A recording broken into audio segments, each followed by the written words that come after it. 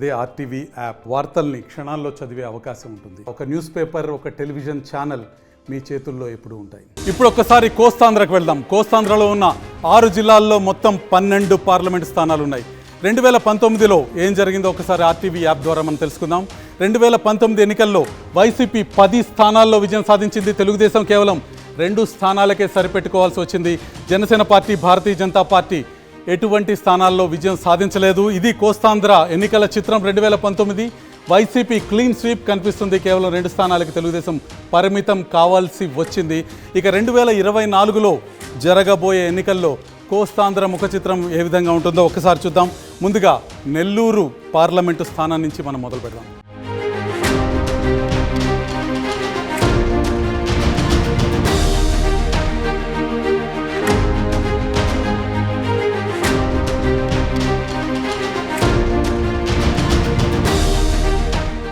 కోస్తాల ముందుగా నెల్లూరు పార్లమెంట్లో ఏం జరుగుతుందో ఒకసారి చూద్దాం. ఇక్కడ వైసీపీ అభ్యర్థి విజయసాయిరెడ్డి, టీడీపీ అభ్యర్థి వేమిరెడ్డి ప్రభాకర్ రెడ్డి మధ్య టగ్ ఆఫ్ వార్ కనిపిస్తుంది.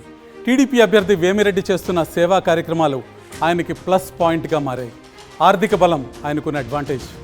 Nellore city, Nellore rural, Kovur assembly సెగ్మెంట్లలో ఈసారి టీడీపీ బలంగా కనిపించడం వేమిరెడ్డికి కలిసి వస్తుంది. ఇక వైసీపీ అభ్యర్థి విజయసాయిరెడ్డి జగన్కు అత్యంత సన్నిహితుడు కావటం ఆయనకు కలిసి వచ్చే అంశంగా ఉంది. ఢిల్లీ స్థాయిలో ఆయనకున్న పలుకుబడి కూడా ప్లస్ పాయింట్. నెల్లూరు స్థానికుడే అయినా విజయసాయిరెడ్డి ఈ ప్రాంతానికి చేసిందేమీ లేదన్న టాక్కు కాస్త నెగిటివ్గా పనిచేస్తుంది. ఓవరాల్గా చూస్తే నెల్లూరు పార్లమెంట్లో టీడీపీ అభ్యర్థి వేమిరెడ్డి ప్రభాకర్ రెడ్డి గెలుస్తారని మా స్టడీ చెప్తోంది.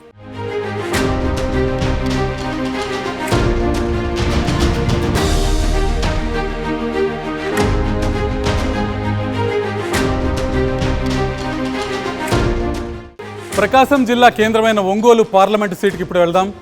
ఈ లోక్సభ పరిధిలో ఉన్న 7 అసెంబ్లీ సెగ్మెంట్లలో సొంత క్యాడర్ ఉండటం టీడీపీ అభ్యర్థి మాగుంట శ్రీనివాసులు రెడ్డికి కలిసి వస్తుంది. జిల్లాలో తొలి నుంచి మాగుంట కుటుంబానికి మంచి పేరు ఉంది.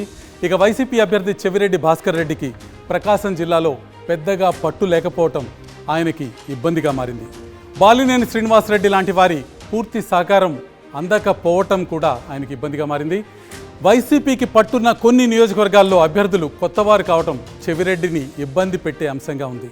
ఒంగోలు లోక్సభ పరిధిలోని గిద్దలూరు, మార్కాపురం, కనిగిరి, దర్శి, కొండపి, ఒంగోలు అసెంబ్లీ నియోజకవర్గాల్లో టీడీపీ అభ్యర్థులే గెలుస్తారని మా స్టడీలో ఇప్పటికే చెప్పాం. ఒంగోలు పార్లమెంట్లో కూడా టీడీపీ అభ్యర్థి మాగుంట శ్రీనివాసులు రెడ్డి విజయం సాధిస్తారని ఆర్టీవీ స్టడీలో తేలింది.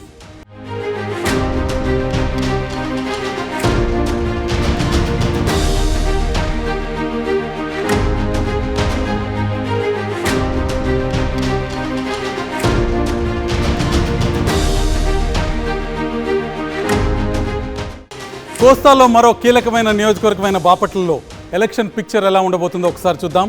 ఎస్సీ రిజర్వ్డ్ స్థానం ఇది. వైసీపీ అభ్యర్థి నందిగం సురేష్ సిట్టింగ్ ఎంపీ కావటం ఆయనకి కలిసి వచ్చే అంశంగా ఉంది. అయితే ప్రజలకు అందుబాటులో లేరన్న నెగిటివ్ టాక్ ఆయన గురించి బలంగా ఉంది. ఈ 5 ఏళ్లలో అభివృద్ధిపై సరిగా దృష్టి పెట్టలేదన్న విమర్శలు కూడా వినిపిస్తున్నాయి. టీడీపీ అభ్యర్థి తెన్నేటి కృష్ణప్రసాద్కు మాజీ ఐపీఎస్ అధికారిగా మంచి పేరుంది. తొలిసారి ఎన్నికల్లో పోటీ చేయటం ఆయనకు కొంత ప్రతికూలమైన అంశంగా కూడా కనిపిస్తుంది. ఇప్పటికే బాపట్ల పార్లమెంట్ పరిధిలోని 6 అసెంబ్లీ సెగ్మెంట్లు వేమూరు, రేపల్లె, చీరాల, పర్చూరు, అద్దంకి, సంతనూతలపాడులో టీడీపీ గెలవబోతోందని ఆర్టీవీ స్టడీలో స్పష్టంగా తేలింది. ఒక్క బాపట్ల సెగ్మెంట్లో మాత్రమే వైసీపీ బలంగా ఉంది. మొత్తంగా చూస్తే బాపట్ల పార్లమెంట్ స్థానంలో టీడీపీ అభ్యర్థి తెన్నేటి కృష్ణప్రసాద్ గెలుస్తారని ఆర్టీవీ స్పష్టంగా చెప్తోంది.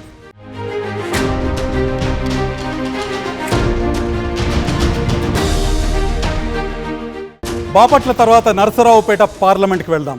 టీడీపీ నుంచి సిట్టింగ్ ఎంపీ లావు కృష్ణదేవరాయలు, వైసీపీ నుంచి అనిల్ కుమార్ యాదవ్ ఇక్కడి నుంచి పోటీ పడుతున్నారు. వైసీపీ ఎంపీగా ఉండి టీడీపీలో చేరిన కృష్ణదేవరాయలు ఇక్కడ పార్టీ టికెట్ దక్కించుకున్నారు.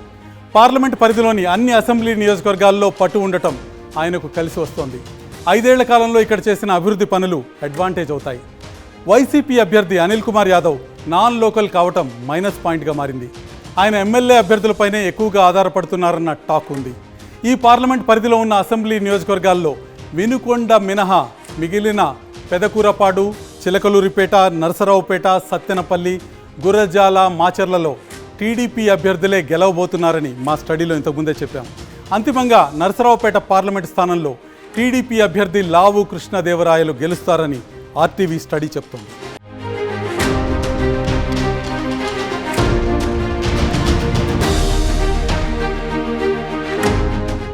ఇప్పుడు గుంటూరు పార్లమెంట్ పరిస్థితి ఒకసారి చూద్దాం. టీడీపీ అభ్యర్థి పెమ్మసాని చంద్రశేఖర్ ప్రచారంలో అందరికంటే ముందున్న పరిస్థితి స్పష్టంగా కనిపిస్తుంది. ఆర్థికంగా ఆయనకున్న బలం అడ్వాంటేజ్ అవుతోంది. ప్రత్యర్థి పార్టీల్లోని కీలక నేతల్ని టీడీపీలోకి తీసుకురావడంలో పెమ్మసాని సక్సెస్ కావడం కలిసి వస్తుంది. గుంటూరు పార్లమెంట్ పరిధిలో ఉన్న 7 నియోజకవర్గాల్లో టీడీపీ బలంగా ఉండటం కూడా ఆయనకి ప్లస్ పాయింట్ అవుతుంది. ఇక వైసీపీ అభ్యర్థుల్ని మార్చడం ఆ పార్టీకి మైనస్ పాయింట్గా మారింది. వైసీపీ అభ్యర్థి కిలారి వెంకట రోసయ్య ప్రచారంలో యాక్టివ్గా లేరన్న టాక్ వినిపిస్తుంది.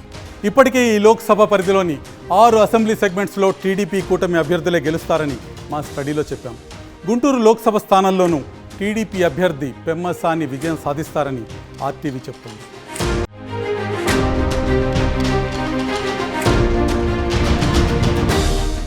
విజయవాడ పార్లమెంటు బరిలో ఈసారి అన్నదమ్ములు నువ్వా నేనా అన్నట్టు తలపడుతున్నారు. కేసినేని బ్రదర్స్లో గెలిచేది ఎవరో ఒకసారి చూద్దాం. మొన్నటి వరకు టీడీపీ ఎంపీగా ఉన్న కేసినేని నాని ఇప్పుడు వైసీపీ ఎంపీ అభ్యర్థిగా బరిలోకి దిగారు. ఆయన సోదరుడు కేసినేని చిన్ని టీడీపీ అభ్యర్థి. నానికి పార్టీ మారటం ప్రతికూల అంశంగా మారింది. టీడీపీలో ఉంటూ కోవర్ట్గా పనిచేశారనే విమర్శ ఆయనపైన ఉంది. పార్టీ కన్నా తానే సుప్రీం అన్న భావన ఆయనలో మైనస్గా కనిపిస్తుంది. ఆర్థికంగా నాని కన్నా చిన్నీదే పైచేయి. పార్లమెంట్ పరిధిలోని 7 అసెంబ్లీ నియోజకవర్గాల్లో టీడీపీ బలంగా ఉండటం చిన్నికి కలిసి వచ్చే అంశం. సామాజిక సేవా కార్యక్రమాలతో 2.5 ఏళ్ల నుంచి ఆయన జనంలోనే ఉండటం ప్లస్ పాయింట్గా మారింది. విజయవాడ టౌన్లోని 3 అసెంబ్లీ సెగ్మెంట్లలో చిన్నికి ఎక్కువ సానుకూలత ఉన్నట్టు మా స్టడీలో తేలింది.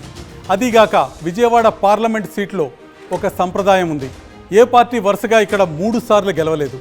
వ్యక్తిగతంగానూ పార్టీ పరంగానూ సానుకూలతలు ఎక్కువగా ఉన్న కేసినేని చిన్నికే విజయవాడ ఎంపీ సీట్లో గెలుపు అవకాశాలు ఉన్నాయని మా స్టడీ చెప్తుంది.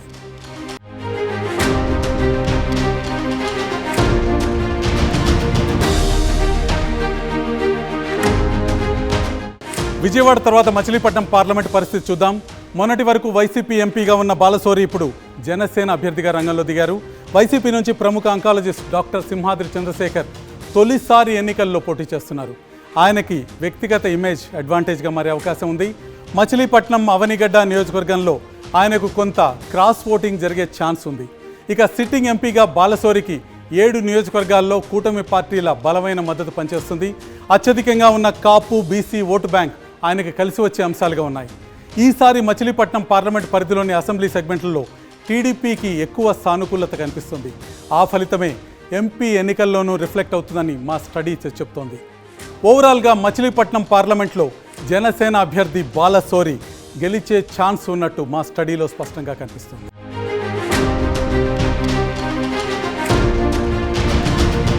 ఉభయ గోదావరి జిల్లాలో కీలకమైన లోక్సభ నియోజకవర్గం ఏలూరు. ఇక్కడ నుంచి కూటమి అభ్యర్థిగా యనమల రామకృష్ణుడి అల్లుడు పుట్టా మహేష్ యాదవ్, వైసీపీ నుంచి మంత్రి కారుమూరి నాగేశ్వరరావు తనయుడు సునీల్ కుమార్ యాదవ్ బరిలో ఉన్నారు. ఇద్దరు యువకులే, పైగా ఒకే సామాజిక వర్గం వారు. దాంతో పోటీ నీదా నాదా అన్నట్టుగా ఉంది. రాజకీయంగా ఆర్థికంగా బలమైన కుటుంబ నేపథ్యం పుట్టా మహేష్కు అడ్వాంటేజ్. వైసీపీ అభ్యర్థి సునీల్కు తండ్రి రాజకీయ పరిచయాలు ప్లస్ పాయింట్ అయ్యాయి. వ్యక్తిగతంగా ఆరోపణలు లేకపోవడం అనుకూల అంశంగా ఉంది. మొత్తానికి ఏలూరు ఓటర్లు వైసీపీ అభ్యర్థి కారుమూరి సునీల్ వైపే ఉన్నారని ఆర్టీవీ స్టడీలో తేలింది.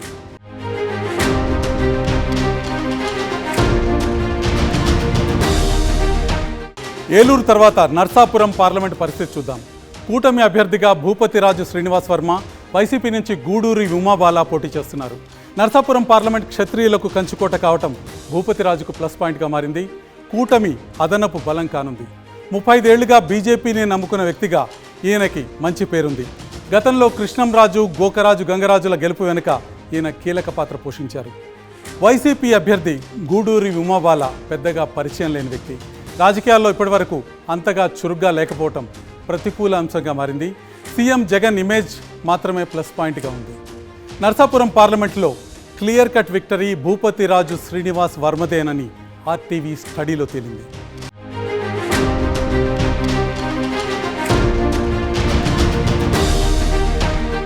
కోస్తాంధ్రలో రాజమండ్రి పార్లమెంట్ అత్యంత కీలకమైంది. ఇక్కడ బీజేపీ నుంచి కూటమి అభ్యర్థిగా పురంధేశ్వరి, వైసీపీ నుంచి గూడూరి శ్రీనివాసరావు పోటీ పడుతున్నారు. గూడూరి శ్రీనివాసరావు మొదటిసారి ఎంపీ అభ్యర్థిగా పోటీ చేస్తున్నారు. పార్లమెంటు పరిధిలో బీసీల ప్రభావం ఎక్కువ కావటం ఆయనకు అదనపు బలం.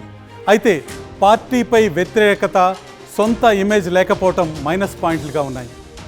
కూటమి అభ్యర్థి పురంధేశ్వరి ఎన్టీఆర్ కుమార్తెగా మంచి గుర్తింపు ఉండటం కలిసి వచ్చే అంశంగా కనిపిస్తుంది. కేంద్ర మంత్రి, సుదీర్ఘ రాజకీయ అనుభవం కూడా ఆమె కలిసి వచ్చే అంశంగా కనిపిస్తుంది. నాన్ లోకల్ కావటం ఒక్కటే ఇక్కడ ఇబ్బందిగా మారింది.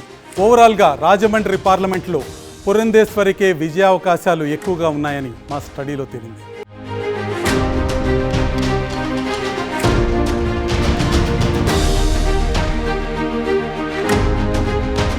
రాజమండ్రి తర్వాత అమలాపురం పార్లమెంట్ పరిస్థితి ఒకసారి చూద్దాం. వైసీపీ నుంచి రాపాక వరప్రసాద్, టీడీపీ అభ్యర్థిగా గంటి హరీష్ మాథూర్ పోటీ పడుతున్నారు. 2019లో జనసేన నుంచి గెలిచిన ఏకైక ఎమ్మెల్యేగా రాపాక గుర్తింపు తెచ్చుకున్నారు.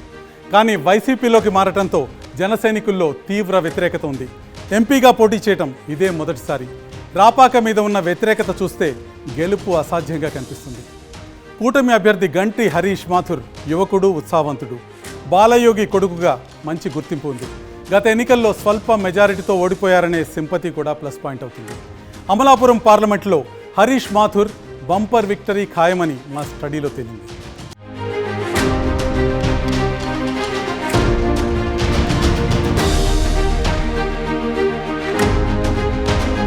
మరిన్ని వీడియోస్ కోసం ఛానల్ ని సబ్స్క్రైబ్ చేయండి. లేటెస్ట్ అప్డేట్స్ కోసం వాట్సాప్ ఛానల్ ని ఫాలో చేయండి. అండ్ లింక్ డిస్క్రిప్షన్ లో ఉంది.